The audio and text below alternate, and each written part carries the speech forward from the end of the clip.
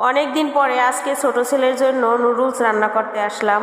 তো প্রথমে নুডলস সেদ্ধ করতে বসিয়ে দিলাম। আসসালামু আলাইকুম বন্ধুরা, কেমন আছেন সবাই?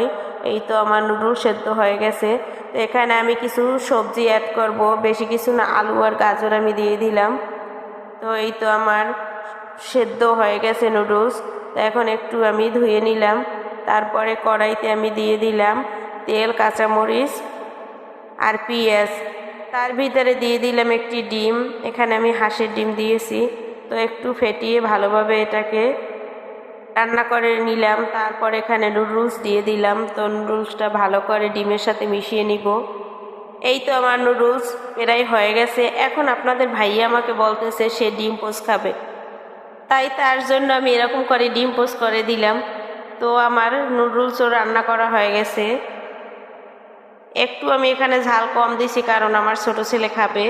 তারপরে ওর জন্য কিছুটা রেখে দিয়ে তারপরে আমরা আরেকটু ঝাল বেশি দিয়ে খাবো। তো এই তো ওর জন্য রেখে দিয়েছি। আর ওর এই নুডলসের ভিতরে কোনো মশলা অ্যাড করি নাই। এই তো আমাদের নুডলসও হয়ে গেছে। উপরে সস দিয়ে পরিবেশন করলাম। ধন্যবাদ সবাইকে।